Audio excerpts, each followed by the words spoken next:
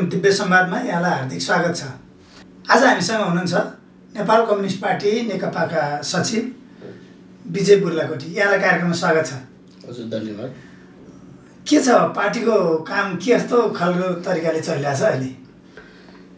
अब मुख्य गरेर पार्टी एकता पश्चात पार्टीले जुन एकतासँग सम्बन्धित कामहरू सम्पन्न गर्ने जुन योजनाहरू बनाइराखेका थियो, त्यो बनाएको सन्दर्भमा अथवा बनाएको समय सीमाभित्र तलसम्मका एकीकरणका कामहरू पुरा हुन सकेका छैनन्।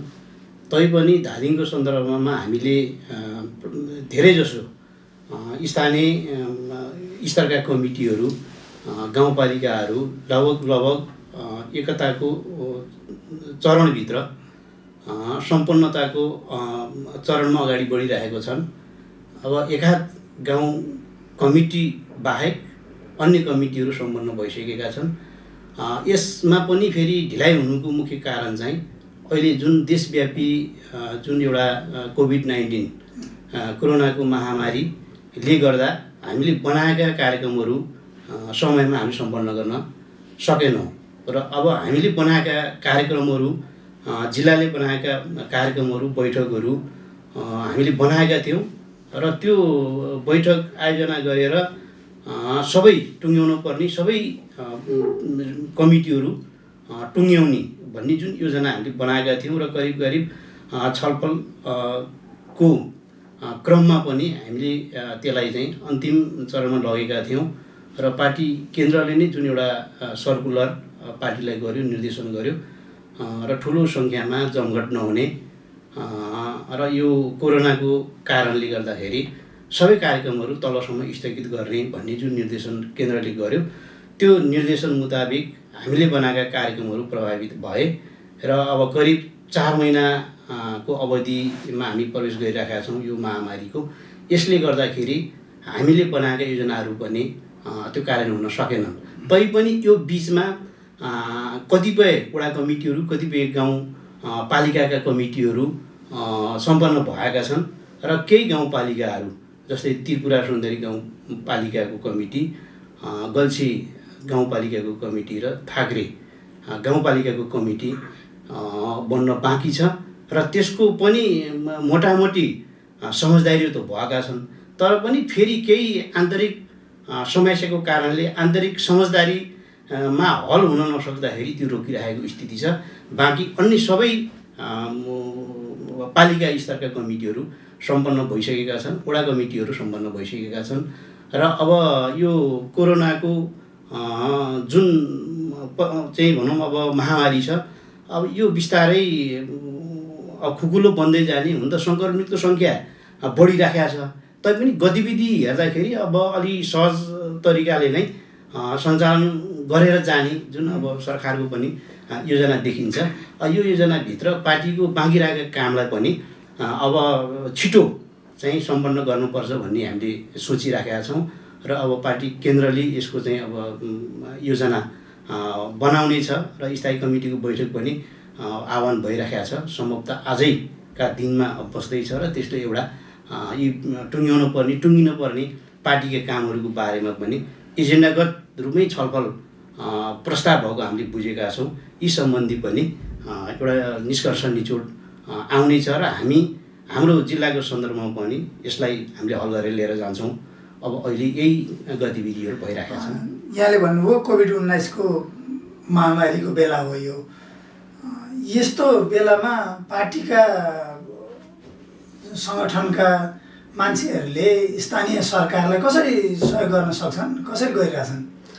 अब मुख्य गरेर अब हामीलाई पार्टीको निर्देशन पनि के हो भने आफू सुरक्षित हुने र सुरक्षित तवरले आफ्नो ठाउँबाट सहयोग गर्ने र पार्टी कमिटीहरूलाई परिचालन गर्ने यो निर्देशन हामीलाई भएको थियो र यो निर्देशन मुताबिक हामीले सबै स्थानीय सरकारहरूलाई स्थानीय पार्टीहरूसँग समन्वय गर्ने, पार्टीले स्थानीय सरकारसँग समन्वय गर्ने र सङ्गठित हुने जुन समुदायहरू छ, जनताहरू छन्, तिनलाई कसरी व्यवस्थापन गर्ने, व्यवस्थापनमा सहजीकरण कसरी गर्ने र हाम्रो पार्टीको तर्फबाट स्थानीय कमिटीले निभाउनु पर्ने भूमिकामा कुनै कसर बाँकी नराख्ने त्यो तवरबाट हामीले सबैलाई सर्कुलर गऱ्यौँ, निर्देशन पनि गऱ्यौँ र जिल्लाको एउटा नेतृत्वको हैसियतले म आफैले पनि सबै स्थानीय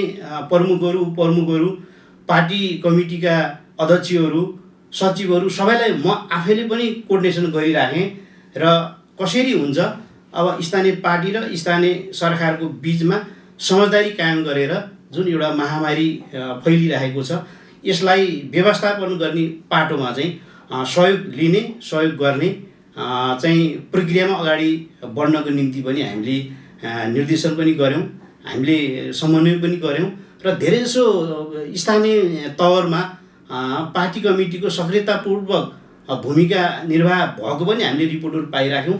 कतिपय ठाउँहरूमा समन्वयको अभावले गर्दाखेरि केही चाहिँ गुनासाहरू चाहिँ अब देखियो पनि त्यो गुनासाहरू पनि हामी कहाँ पनि आइपुग्यो। तैपनि त्यो गुनासाहरू देखेका स्थानीय पालिकाहरूमा फेरि त्यसलाई समन्वय गर्ने पहल कदमी हामीले गऱ्यौँ र पछिल्लो चरणसम्म हामी पुग्दाखेरि करिब स्थानीय पार्टी र स्थानीय सरकार जनप्रतिनिधिको बिचमा तालमेल समझदारी कायम भएकै हामीले पाएका छौँ र धेरै जस्तो ठाउँमा अब यो एउटा क्वारेन्टाइनमा रहनुहुने बिरामीहरूलाई व्यवस्थापनको पाटादेखि लिएर समग्र त्यहाँ राहत वितरणका कुराहरू अब एउटा प्रचार प्रसारका कुराहरूमा सङ्गठनले, पार्टीले सकारात्मक भूमिका नै निर्वाह गरेको हामीले पाएका छौँ र अब यो प्रक्रिया चरण अगाडि बढिरहँदाखेरि फेरि हामीले थप निर्देशन गर्ने कुराहरू, थप योजना बनाउने कुराहरू, समन्वय गर्ने कुराहरूमा हामी गरेर अगाडि बढ्छौँ।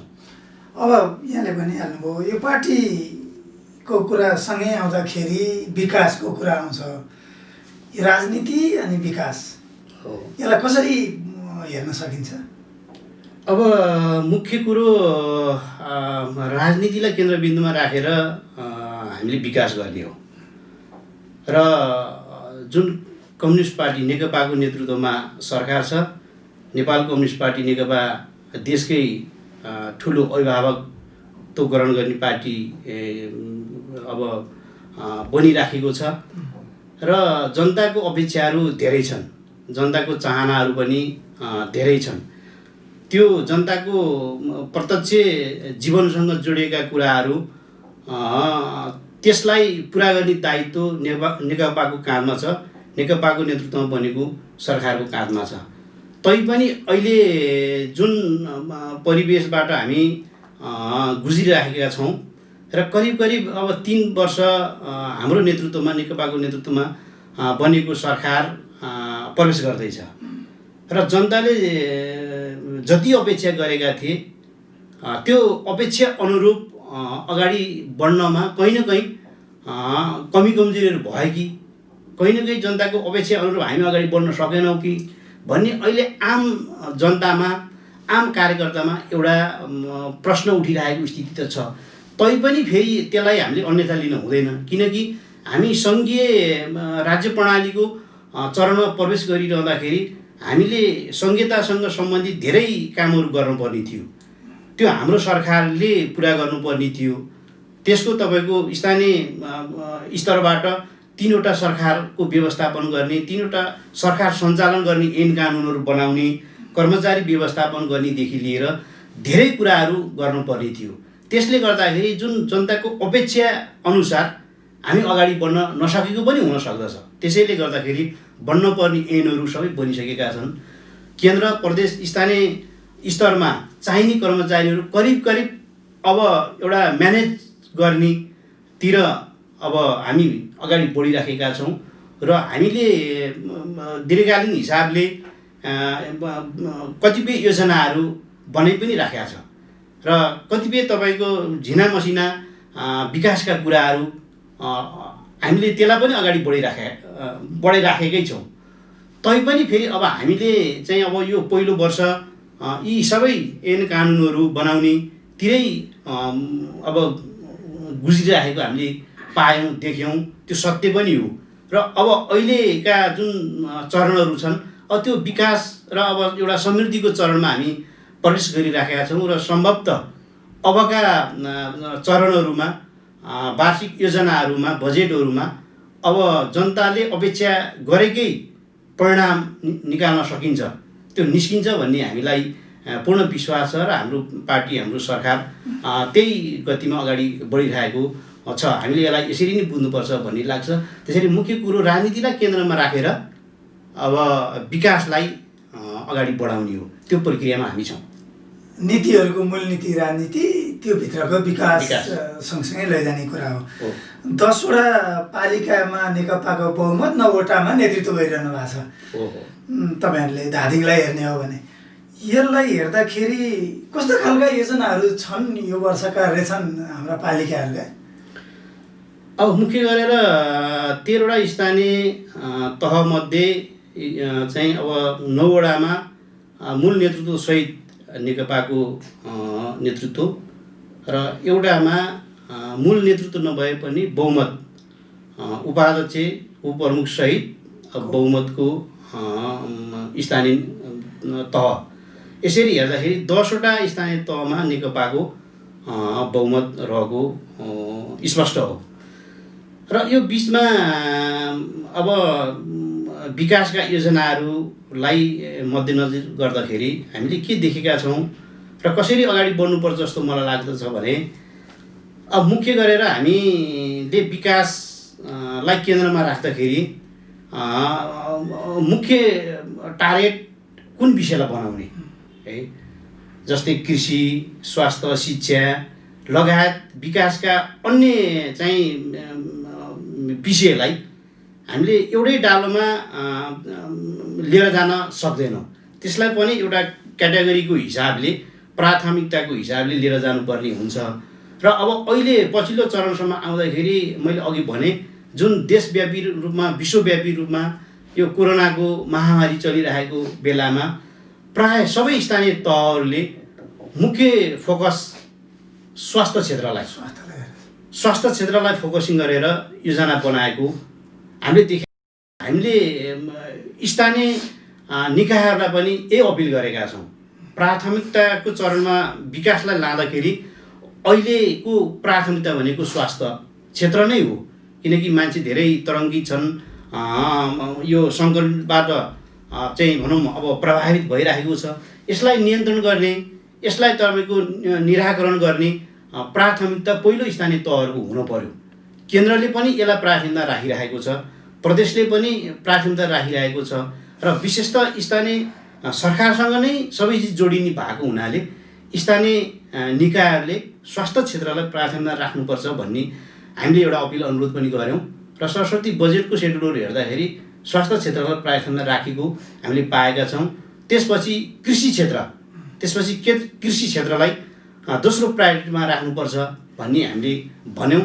र अब लगभग कृषि क्षेत्रमा चाहिँ हामीले हाम्रा सरकारहरू, हाम्रा स्थानीयदेखि केन्द्रीय सरकारहरूले कृषि क्षेत्रलाई पनि त्यतिकै प्राथमिकता राख्नुभएको हामीले पाएका छौँ। किनकि अहिले अधिकांश बाहिरका चाहिँ जनसमुदायहरू, युवाहरू अहिले यो कोरोनाको महामारीसँगै सबै नेपाल आउने, आफ्नो ठाउँमा आउने भइसकेपछि अब बेरोजगारको सङ्ख्या बढ्ने, अब खेतबारीहरू बाँझो हुने, त्यो हुँदाखेरि सबैले चाहिँ अब बाँझो रहेका खेतबारीहरूलाई अब कृषि प्रणालीमा अथवा खेती प्रणालीमा अगाडि बढाउने, त्यसको निम्ति परम्परागत तरिकाको कृषि प्रणाली होइन कि आधुनिक प्रकारको चाहिँ कृषि प्रणालीलाई जोड दिनुपर्छ भन्ने हामीले तपाईँको चाहिँ त्यो अपिल पनि गऱ्यौँ, सल्लाह सुझाव पनि दियौँ।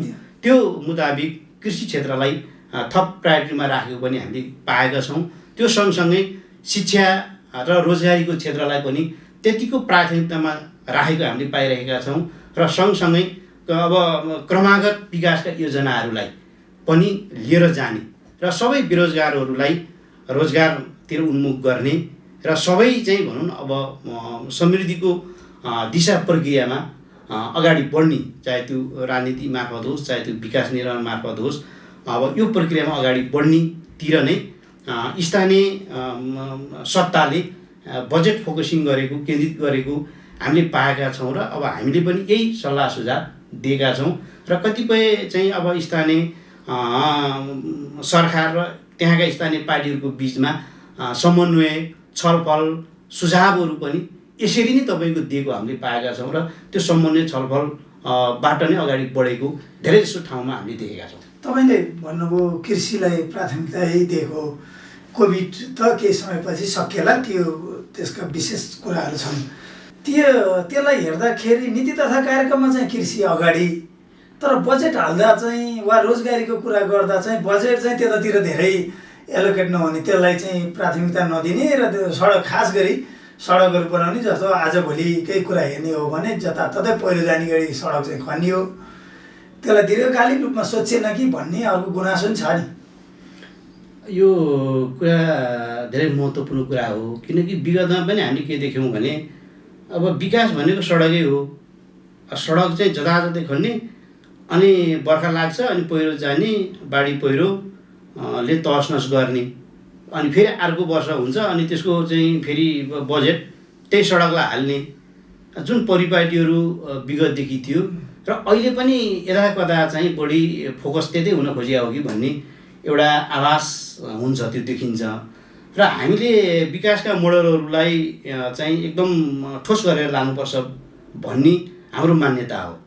हिजोकै तौर तरिका शैलीबाट अहिले पनि हामी अगाडि बढ्यौँ भने, अगाडि जान खोज्यौँ भने फेरि जनताले एउटा परिवर्तनको त्यो अनुभूति गर्न सक्दैनन्। अब हिजोकै तरिकाले जहाँ तपाईँको कमिसन हुन्छ, जहाँ जे गर्दाखेरि कमिसन चाहिँ भनौँ अब लिन पाइन्छ, खान पाइन्छ, त्यतैतिर हामी अगाडि बढ्ने हो भने त यत्रो 2/3 सरकार, कम्युनिस्टको सरकार, जनताले जुन अपेक्षा गरे अनुसार त्यो पुरा हुन सक्दैन भन्ने नै हो। त्यसैले गर्दाखेरि फेरि पनि अब कतिपय यो विकासका मोडलहरूलाई, विकासका नीति चाहिँ भनौँ अब निर्धारण गर्दाखेरि, निर्माण गर्दाखेरि यस्ता कुराहरूलाई सच्याएर लिएर जानुपर्छ, सच्याउनुपर्छ। र यता कता अझै पनि बढी फोकसिङ बाटोको पनि कटिङहरू के गर्दामा बढी तपाईँको चाहिँ भनौँ अब त्यो मार्जिन आउँछ, राख्न सकिन्छ, त्यतैतिर चाहिँ भनौँ अब कर्मचारीहरू पनि त्यतै फोकसिङ भए जस्तो, अब यता कता तपाईँको उपभोक्ता समितिहरू त्यतै फोकसिङ भए जस्तो, अब केही तपाईँको जनप्रतिनिधिहरू पनि अब नियतमा त नहोला, तर अब त्यस्तो प्रभावमा पर्ने र अब कहीँ न कहीँ गएर चुक्ने। कतिजना जनप्रतिनिधि त ठेकेदारै हुनुहुन्छ। कतिपय जनप्रतिनिधिहरू अब आफ्नै चाहिँ भनौँ अब डोजर गाडी घोडा अब चाहिँ भनौँ अब आफै बजेट विनियोजित गर्ने, आफ्नै तपाईँको साधन प्रयोग गर्ने, अनि आफ्नै तपाईँको नजिकका मान्छेहरू तपाईँको उपभोक्ता समिति बनाउने काम गर्ने। अब त्यो प्रक्रियाले गर्दाखेरि पनि बढी जनतामा एउटा प्रश्न उठ्ने, गुनासो तपाईँको चाहिँ उठाउने प्रक्रिया स्वाभाविक पनि हो।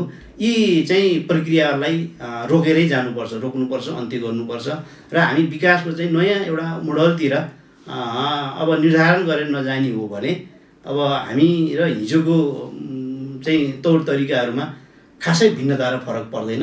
यो गम्भीर कुरा हो। घोषणापत्र छन् अनि प्रतिबद्धताहरू जनाइएका थिए स्थानीय तहको चुनाव वा त्यो अघिल्ला चुनावहरूमा नेकपाको घोषणापत्रमा विशेष कुराहरू उल्लेख गरेका छन्। त्यो पुरा गर्नेतर्फ हाम्रो स्थानीय सरकारहरू देखिया छ? अब लगभग पुरा होला, त्यसलाई पुरा गर्नुपर्छ। अब पुरा गर्ने प्रतिबद्धता सहित पुरा गर्ने अठोटका साथ हामी निर्वाचित भएका छौँ। हाम्रा जुन जनप्रतिनिधिहरू निर्वाचित हुनुभएको छ र उहाँहरूले त्यो चाहिँ भनौँ अब अधिकार पाउनु भएको छ, त्यो पुरा गर्नुपर्छ। यो वा त्यो बहाना बनाएर पन्छिने भन्ने ठाम उहाँहरूलाई त्यो छुट हुँदैन।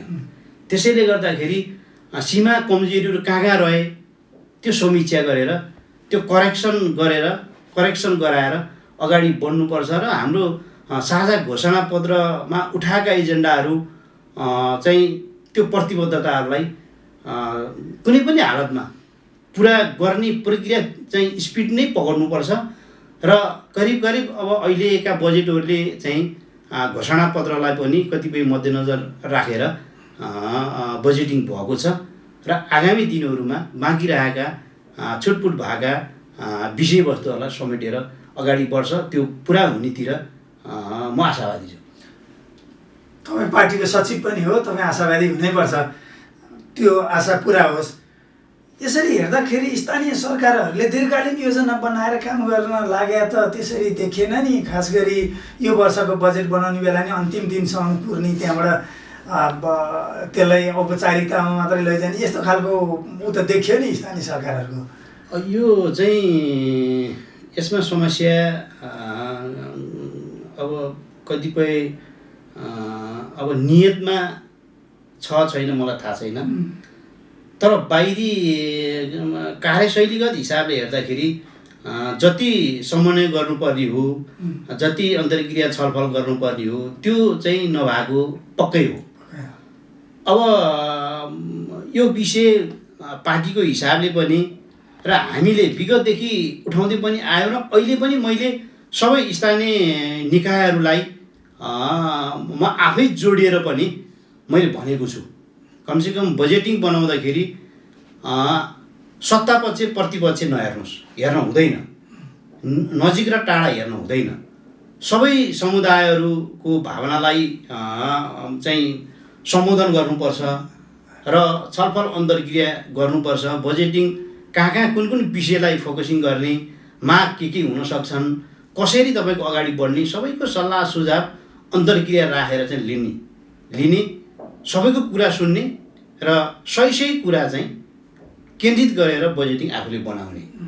त्यो हुँदाखेरि सबैको अपनत्व, सबैले चाहिँ बजेटिङमा सहभागी हुने हैन, त्यो परिस्थिति सिर्जना गर्नुपर्छ भनेर मैले धेरै ठाउँहरूमा भने। तर धेरै ठाउँहरूमा त्यो अलि अभाव भए जस्तो महसुस हामीले पनि गऱ्यौँ र स्थानीय पार्टी कमिटीहरूले गुनासोहरू पनि गरे र गुनासो आउँदाखेरि फेरि हामीले एउटा समन्वय गर्ने कोसिस त गऱ्यौँ। अब यसमा चाहिँ भनौँ जस्तै मान्नुहोस्, अब समुदायलाई उपस्थिति गराएर, अब कृषि क्षेत्रमा किसानहरूलाई उपस्थिति गराएर कृषि क्षेत्रमा बजेटिङ गर्दाखेरि अब त्यसलाई चाहिँ एउटा प्राथमिकता कसरी चाहिँ दिने हैन, कुन कार्यक्रम बनाउने, त्यो सल्लाह सुझाव लिँदामा जनप्रतिनिधिहरू सानो हुने तलपनि त होइन नि हैन, जनप्रतिनिधिहरूलाई नै फाइदा हुने कुरा हो, सपोर्ट हुन्छ। जस्तै शिक्षा क्षेत्रमा शिक्षाविदहरूलाई हैन, अगुवा साथीहरूलाई राखेर छलफल गरेर शिक्षा क्षेत्रमा बजेटिङ कसरी बनाउने, त्यो सल्लाह सुझाव लिँदा त स्थानीय सरकारलाई नै फाइदा हुने कुरा हो हैन। जस्तै युवा क्षेत्रमा युवा साथीहरूलाई राख्ने हैन, अब यस्तो व्यवसायिक क्षेत्रमा व्यवसायी साथीहरूलाई राख्ने, सबै क्षेत्रमा सबै समुदायका साथीहरू, जस्तै यो तपाईँको चाहिँ भनौँ न अब कतिपय जातीय हिसाबमा जाति जनजातिहरू, महिला, दलित सबैलाई सम्बोधन हुने हिसाबले सबै समुदायहरूलाई छलफलमा भाग लिन अवसर दिने, सल्लाह सुझाव चाहिँ भनौँ अब लिने अवसर दिने, आफ्ना कुराहरू राख्ने अवसर दिने। त्यो हुँदाखेरिमा स्थानीय सरकारै बलियो हुने हो, स्थानीय सरकारलाई नै सपोर्ट हुने हो। अब यो चाहिँ धेरै ठाउँहरूमा चाहिँ अलि नभए हो कि भन्ने त्यस्तो देखिन्छ। तैपनि अनौपचारिक हिसाबले केही छलफलहरू भएको त अब देखिन्छ, तैपनि व्यवस्थित तरिकाले लिएर जाने विषयहरूमा चाहिँ कहीँ न कहीँ कमी र त्रुटिहरू भएको छ। आगामी दिनहरूमा चाहिँ सबै स्थानीय नेतृत्वहरूले यी कुराहरूलाई एकदम सचेतपूर्वक अगाडि बढाउनुपर्छ भन्ने लाग्छ। धादिङ जिल्ला त त्यस्तो खालको जिल्ला पनि हो जहाँ चाहिँ राष्ट्रिय स्तरका विज्ञहरूको रूपमा चिनेको जिल्ला। यहाँ त्यस्ता खालका विज्ञहरू पनि हुनुहुन्छ। यहाँको विकासका लागि ती विज्ञहरूसँग छलफल गरेकै देखिएन। विपदको कुरा गर्दा विपदको मा विज्ञता हासिल गर्नुभएको गङ्गालाल तुलाधर, वा शिक्षाको क्षेत्रमा कुरा गर्दा लक्ष्मण शर्मा वा चाहिँ सदानन्द कणेलहरू जस्ता मान्छेहरू हैन, राष्ट्रिय योजना आयोगको उपाध्यक्ष पनि यही जिल्लाको हुनुहुन्छ। तर त्यस्ता स्थानीय तहका व्यक्तिहरूले उनीहरूसँग किन छलफल गर्न सकेन? यो चाहिँ अब छलफल गर्ने भन्ने एउटा योजना र तयारीमा धादिङ अगाडि बढिराखेको थियो र यसको विशेष आयोजना र पहलकदमी चाहिँ पार्टीले गर्नुपर्ने, पार्टीले गर्नुपर्ने पनि हो र हामीले बिचमा त्यो प्रयासलाई अगाडि पनि बढायौँ फेरि है। अब जस्तै पार्टी र जनप्रतिनिधि बिचको चाहिँ सम्बन्धलाई कसरी सुधारेर लिएर जाने है, कसरी एकरूपतामा चाहिँ लिएर जाने भन्ने विषयमा हामीले एउटा गोष्ठी पनि सञ्चालन चाहिँ गऱ्यौँ, जुन तपाईँको चाहिँ हजुरले भने जस्तै राष्ट्रिय योजना आयोगको उपाध्यक्ष डाक्टर पुष्प कणेलकै उपस्थितिमा हामीले तपाईँको चाहिँ यो एक दिने गोष्ठी सञ्चालन पनि गऱ्यौँ, ताकि तपाईँको स्थानीय तहका सबै प्रमुखहरू, उपप्रमुखहरू र पार्टीका नेतृत्वहरूको बिचमा हामीले तपाईँको चाहिँ हामीले 2 दिनको सेड्युल बनाएका थियौँ। अब समय परिस्थितिले गर्दाखेरि 1 दिनको गोष्ठी हामीले सञ्चालन पनि गऱ्यौँ। त्यसले पनि केही तपाईँको चाहिँ यो समन्वयमा सहकार्य गरेर जानुपर्छ भन्नेमा चाहिँ एउटा प्लस पोइन्ट चाहिँ हामीले देख्यौँ र यो व्यवहारमा पनि पायौँ। तैपनि अब सिङ्गो विकासलाई केन्द्रित गरेर जुन एउटा छलफल गर्नुपर्ने हो त्यो चाहिँ अलिक अपुग चाहिँ भयो। तैपनि फेरि अब यो तयारी चाहिँ पार्टीले भन्दा पनि जिल्ला समन्वय धादिङले चाहिँ आयोजना गर्ने, त्यसको सबै चाहिँ तयारी चाहिँ जिल्ला समन्वय मार्फत गर्ने भन्ने एउटा छलफल चाहिँ भइराखेको थियो। अब चाहिँ भनौँ न विज्ञहरू सबै क्षेत्रका विज्ञहरूलाई उपस्थिति गराएर 2-3 दिनकै एउटा चाहिँ कार्यगोष्ठी चाहिँ सञ्चालन गर्नुपर्छ भनेर जिल्ला समन्वयको प्रमुख नै यसमा लागिरहनु भएको थियो है। उहाँले हामीलाई पनि जानकारी गराउनु भएको थियो र हामीले पनि सुझावहरू दिएका थियौँ। यो राम्रो हो, जिल्ला समन्वय मार्फतै आयोजना हुँदाखेरि सबै तपाईँको त्यहाँ अटाउन सक्छ भन्ने हामीले सुझाव दिएका थियौँ। त्यो तयारी हुँदै थियो। तयारी हुँदाहुँदै अब यो चाहिँ भनौँ न महामारीले जुन एउटा चौतर्फी रूपमा घेराबन्दी भयो, यसले गर्दाखेरि त्यो बनेका योजनाहरू, बनाइएको चाहिँ भनौँ योजनाहरू पनि कार्यान्वयन हुन सकेनन्। अब तपाईँले भने जस्तै अब यो छिटै नै यो वातावरण अलिक सहज भइसकेपछि स्थानीय सरकारहरूको कार्यकाल सकिन लाग्यो। अब यो पहिलो कार्यकाल सक्यो पनि थप छलफल, थप चाहिँ भनौँ अब योजनाले आउने तपाईँको चाहिँ कार्यकाललाई सपोर्टै गर्छ। अझै एउटा बजेट त ल्याउनै बाँकी नै छ। त्यसले गर्दाखेरि हामीले अगाडि बढ्ने क्रममा कार्य अवधि सकिए तापनि सही योजना, सही तपाईँको नीति बन्छ भने आउने कार्यकाल, आउने तपाईँको भनौँ न अब पुस्तालाई त्यसले चाहिँ अगाडि बढ्नको निम्ति मद्दत गर्छ। त्यो अर्को पटकको स्थानीय सरकारहरूको योजनामा अहिले तपाईँले भन्नुभएका उपलब्धिहरू देखिने गरी योजनाहरू बन्लान् त? बन्छन्, अवश्य बन्छन्। किनकि अब कसरी अगाडि बढ्नु पर्ने रहेछ, के योजना बनाउनु पर्ने रहेछ। जस्तै अहिलेको तपाईँको कार्यकालमा सीमा कमजोरीहरू, त्रुटिहरू कहाँ रहे भन्ने एउटा गहन समीक्षा गर्ने चाहिँ यो चाहिँ भनौँ एउटा शिक्षाको रूपबाट अहिलेको कार्यकाललाई लिनुपर्छ भन्ने लाग्छ। र आगामी कार्यकाल, आगामी पुस्ताको निम्ति अर्को कार्यकालको लागि थप यो चाहिँ भनौँ न अब शिक्षा लिँदै अगाडि बढ्नको निम्ति अवश्य पनि यसले चाहिँ एउटा ठुलो वातावरण सिर्जना गर्छ भन्ने लाग्छ र आउने पुस्ताको निम्ति अगाडि बढ्नको निम्ति सहज हुन्छ। अब करिब हामी अन्त्यमा छौँ। एउटा पार्टी र कार्यकर्तासँग सम्बन्धित एउटा प्रश्न, जिज्ञासा पनि हो। यतिखेर यो मौसम त्यो होइन होला पार्टी प्रवेशको, तर जिल्लाको धेरै ठाउँहरूमा नेपाल कम्युनिस्ट पार्टी छाडेर अन्य पार्टीमा गइरहेको भन्ने खबरहरू आइरहन्छ। हुन त यद्यपि यो लकडाउनको बेलामा त्यो खालको भेलागोष्ठी गर्दै पार्टी प्रवेश गर्ने यो किसिमको त होला, तर पार्टी छोड्ने त्यस्ता पङ्क्तिलाई के भन्नुहुन्छ तपाईँ?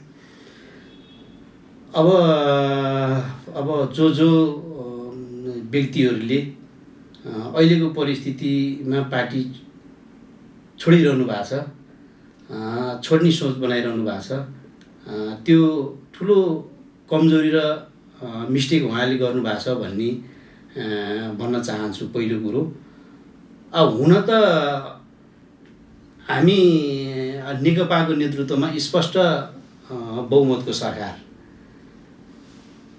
अब यो के हुँदो रहेछ भने चाहे त्यो पार्टीभित्र होस्, चाहे त्यो पार्टी बाहिर होस्, विशेष त पार्टीभित्र अब एउटा थरी अब सत्तापक्ष जस्तो, पार्टीभित्र अर्को चाहिँ फेरि प्रतिपक्ष बन्या जस्तो त्यो आभासहरू, त्यो चाहिँ भनौँ प्रवृत्तिगत हिसाबले पनि त्यो हुनु स्वाभाविक हो, देखिन्छ।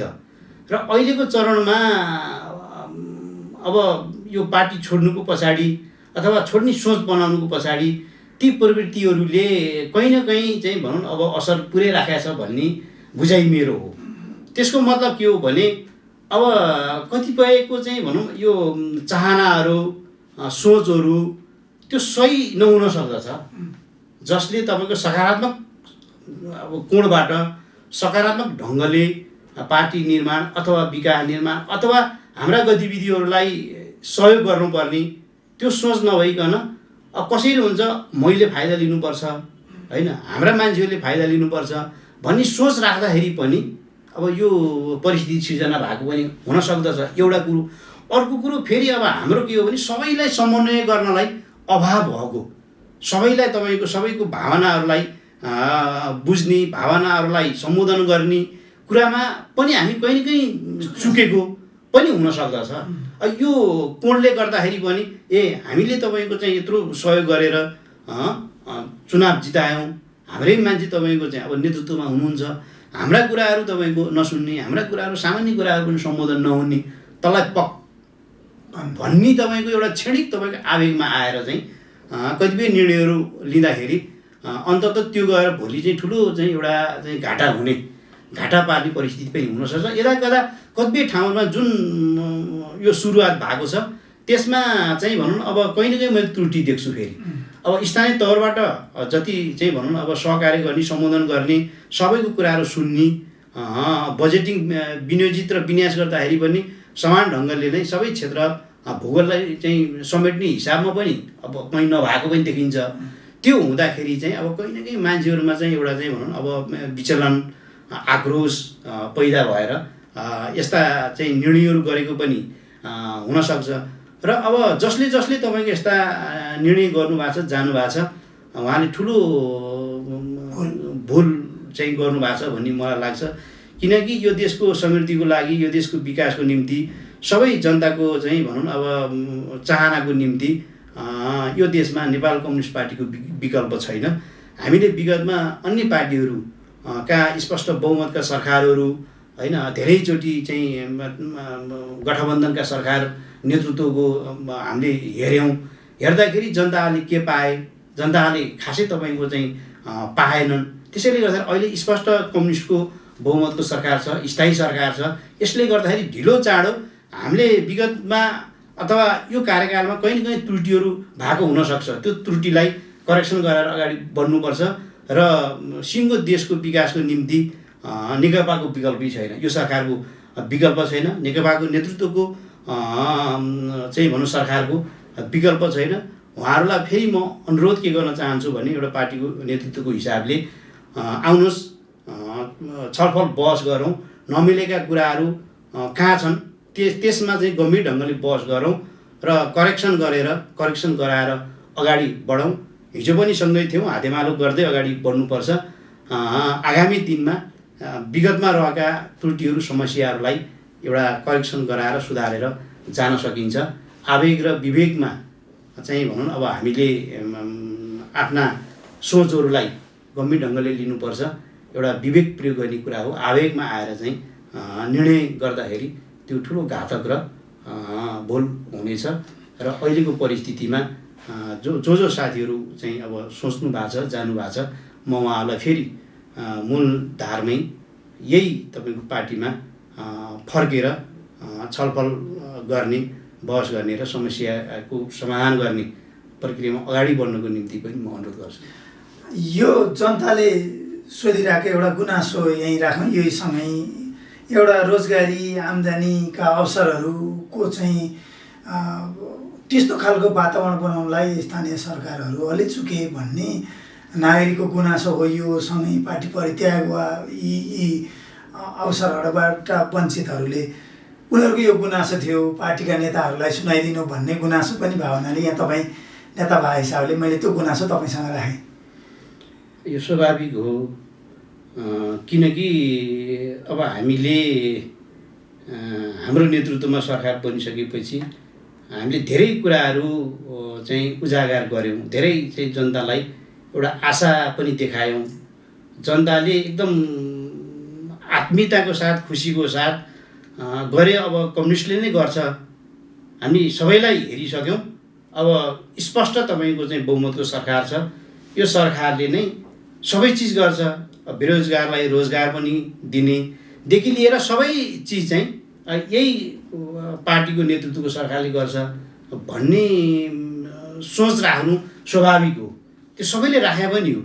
तर त्यो सोच मुताबिक हामी अगाडि बढ्न सके कि सकेनौँ भन्ने एउटा चाहिँ भनौँ न अब समीक्षा गरिरहँदाखेरि जुन एउटा चाहिँ आशा जनताले राखेको थियो, त्यो आशा मुताबिक हामी अगाडि बढ्न कहीँ न कहीँ हामी चुक्यौँ। चुक्नुको पछाडि मैले अघि नै भनिसकेँ, किनकि हामी एउटा परिवेशमा पहिलो अभ्यासमा हामी छौँ। किनकि यो सङ्घीय तपाईँको अभ्यास भनेको नेपालको सन्दर्भमा पहिलो भनेपछि हामी यही तपाईँको समाजबाट हुर्केका व्यक्तिहरू नै त्यसको नेतृत्व गरिराखेका छौँ भने सबै चिज रातारात चाहिँ सम्पन्न हुन्छ भन्ने सोच पनि हामीले राख्नु हुन्न। तैपनि फेरि हाम्रो अभ्यासबाट, हाम्रो प्र्याक्टिसबाट हामी अगाडि बढेका छौँ र सकेसम्म अब कम विवाद हुने, कम कमजोरी गर्ने, सकेसम्म राम्रो गरौँ भन्ने हाम्रा जनप्रतिनिधिहरू, निर्वाचित जनप्रतिनिधिहरू लागिरहनु भएको छ।